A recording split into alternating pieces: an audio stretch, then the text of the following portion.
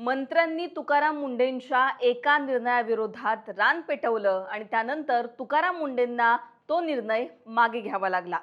तुकाराम मुंढेंचा हा निर्णय नेमका कोणता आहे, या संदर्भात तुकाराम मुंढेंनी नेमकं काय स्पष्टीकरण दिलं, सगळं या व्हिडिओच्या माध्यमातून जाणून घेऊ।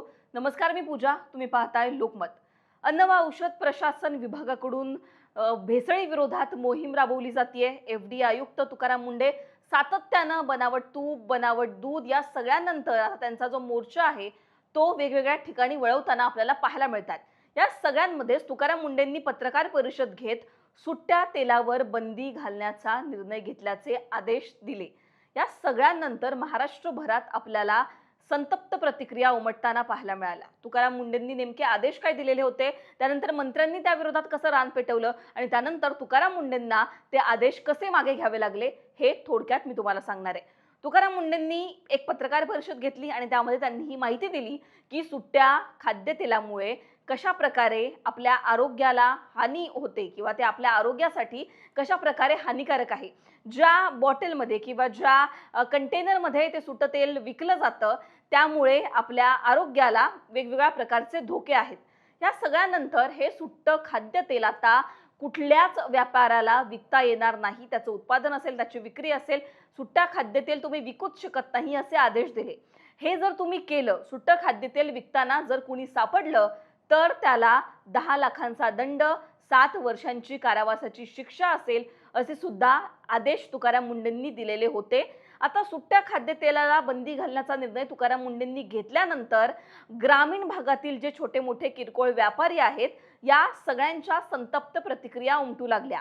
त्यांचं काय म्हणणं होतं की या सगळ्या सुट्ट्या खाद्यतेल ते जे विकतात त्याच्यावर त्यांचं पोट असतं किंवा त्यावरून त्यांना मोठ्या प्रमाणामध्ये पैसे मिळत असतात किंवा त्यांचा जो व्यवसाय आहे तो त्यावरून चालत असतो आणि याच सुट्ट्या खाद्यतेलाच्या विक्रीला जर तुकाराम मुंढे एफडीए बंदी घालत असेल तर मग त्यांचं मोठ्या प्रमाणात नुकसान होऊ शकतं असं या व्यापाऱ्यांनी म्हटलं, या व्यावसायिकांनी म्हटलं।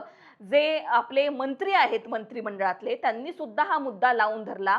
महसूल मंत्री चंद्रशेखर बावनकुळे असतील, सामाजिक न्याय मंत्री संजय शिरसाट असतील, यांनी हा मुद्दा लावून धरला। त्यांनी सुद्धा म्हटलं की सरसकट अशा प्रकारे सुट्ट्या खाद्यतेलाच्या विक्रीवर बंदी आणल्यामुळे जे व्यावसायिक आहेत यांना मोठ्या प्रमाणात फटका बसतोय, त्यांच्या व्यवसायाचं नुकसान होतंय आणि मंत्रिमंडळाच्या बैठकीमध्ये त्यांनी हा मुद्दा उपस्थित केला। त्यानंतर या मंत्र्यांनी मुख्यमंत्र्यांसमोर हे सगळं म्हणणं त्यांचं मांडलं आणि सरसकट तेलावरच्या बंदीचे आदेश तुकाराम मुंढेंनी हटवावे, असे आदेश मुख्यमंत्र्यांनी त्यांना द्यावे असं मुख्यमंत्र्यांना या सगळ्या मंत्र्यांनी सांगितलं। आणि त्यानंतर मुख्यमंत्र्यांनी सुद्धा म्हटलं की सरसकट तेलावरची बंदी उठवावी, या संदर्भात मार्गदर्शक तत्व तुकाराम मुंढेंनी जारी करावी, एसओपी एक जारी करावा। या सगळ्यांवर आता स्वतः तुकाराम मुंढेंची प्रतिक्रिया समोर आलेली आहे आणि हे आदेश किंवा ही नोटीस आपण मागे घेतलेली आहे हे सांगताना तुकाराम मुंढे नेमकं काय म्हणाले ते आपण थोडक्यात जाणून घेऊ। आता बघा, तुकाराम मुंढेंना जेव्हा हा प्रश्न विचारला आला, प्रेस क्लबमध्ये माध्यमांशी तुकाराम मुंढे संवाद साधत होते तेव्हा त्यांना जेव्हा हा प्रश्न विचारण्यात आला या खाद्यतेलावर जे मुख्यमंत्र्यांनी आदेश दिलेले आहेत त्या संदर्भातला, तेव्हा तुकाराम मुंढे काय म्हणतात बघा, सुट्टं खाद्यतेल विक्रीवर देशात 2011 पासूनच बंदी आहे। या नियमाची अंमलबजावणी करण्यासाठी महाराष्ट्र अन्न व औषध प्रशासनाने केलेली कारवाई कोणत्याही विशिष्ट समाजाला लक्ष्य करणारी नाही। तसेच महाराष्ट्र सरकारकडून नव्या मार्गदर्शक सूचना येणं अपेक्षित आहे, त्यामुळे यापूर्वीची नोटीस मागे घेण्यात आल्याचं तुकाराम मुंढेंनी सांगितलं। त्यांनी काय म्हटलं, 2011 पासूनच ही बंदी आहे, आम्ही वेगळा निर्णय घेतलेला आहे एफडीएनं, असं यामध्ये काहीही नाहीये।